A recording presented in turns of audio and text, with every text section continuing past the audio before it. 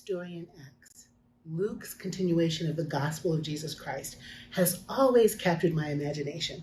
I suppose those seeds were planted in childhood when we enacted this story as we read it. We made wind sounds for the sound effect for this rushing wind that descended upon all the people gathered in that place. We were fascinated by the tongues as of fire landing on the people, but somehow not consuming them, not burning them up. This, of course, reminded us of the burning bush and Moses' call to ministry as he stood on holy ground.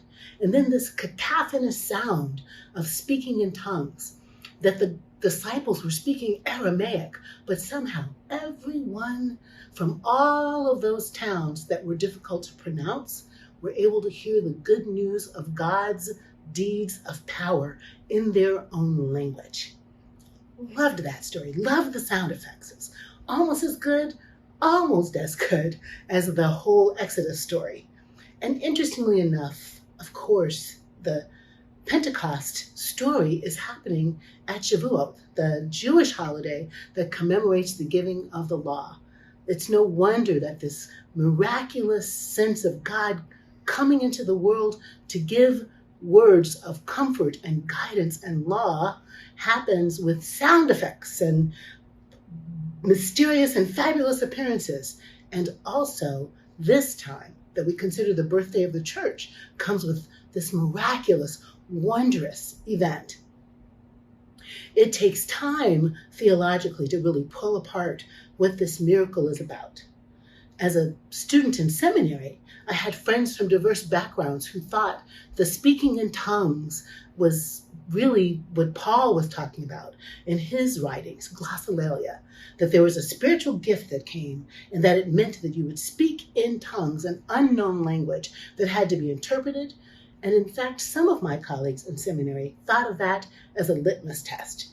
If you've really been baptized in Holy Spirit, if you really believe in God, then you have the ability to do this speaking in tongues.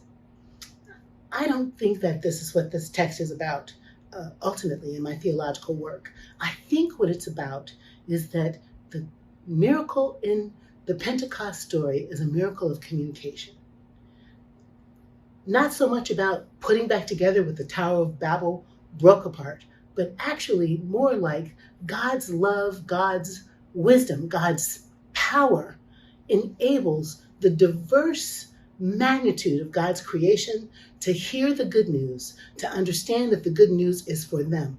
So the Cretes, the Medes, the Parthians, the Pamphylians, all of the people in all of the known world heard the good news of God through their own language, through their own lens, which to me might mean through their own circumstances, through their own context, through their own nationality, through their own socio-political environment, through their own culture, and yes, through their own language.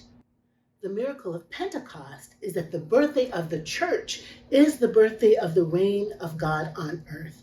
And as Howard Thurman would say, this church is the church everywhere God is, everywhere the Spirit of God is at work.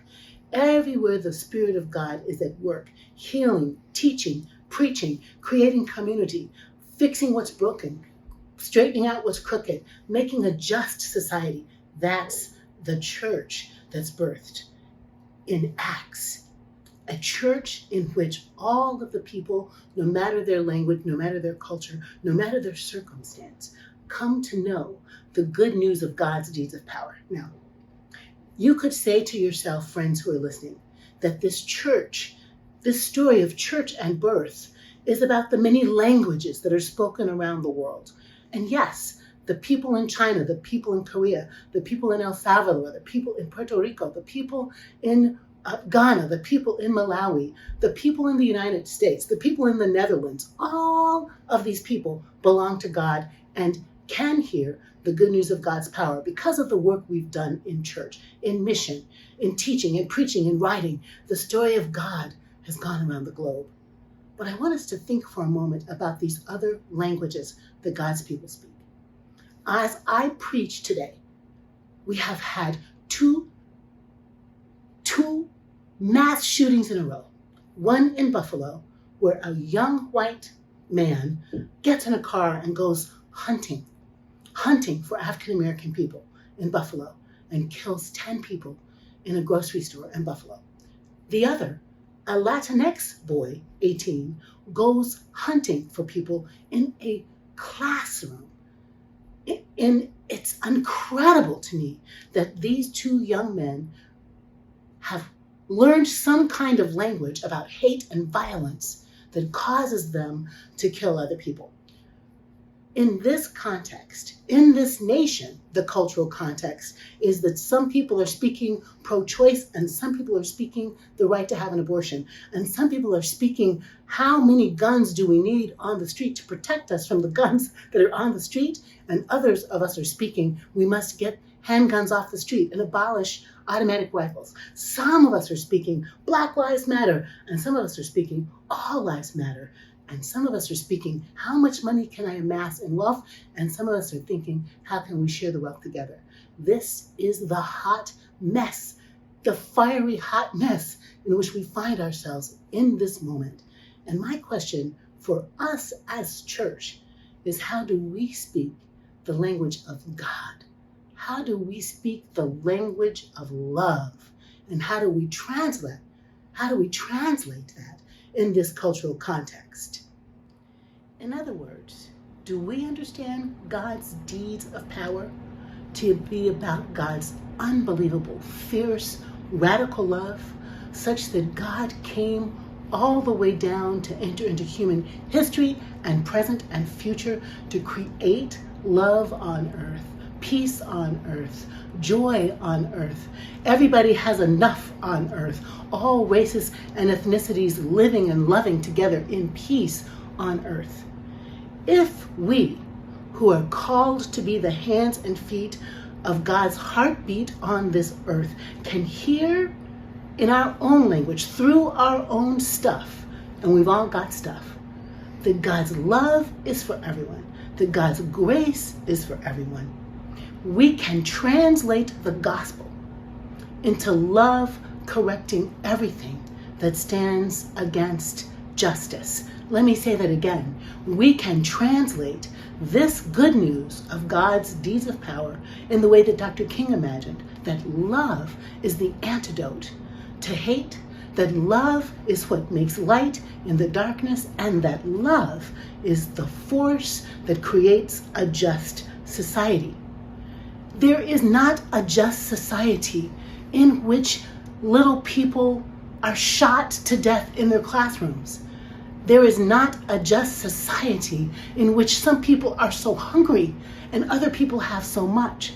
It is not a just society in which the court enters the bedroom to tell people who to love, how to marry, and whether or not they can have a child.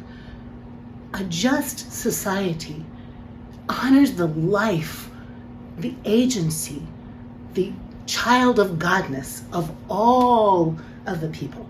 And our job as church is to follow in the way of Jesus, who was political enough to provide health care for the people who didn't have any, to feed the people who were hungry, to cross the borders to meet the so-called sinner and tax collector exactly where they were, to create new rules about gender, to have conversations with women, to put the children in the center, to flip over the world so that the last are first and the first are last. This is our calling. This is our job. This is our duty. Not to be of the world, but to make the world like the reign of God.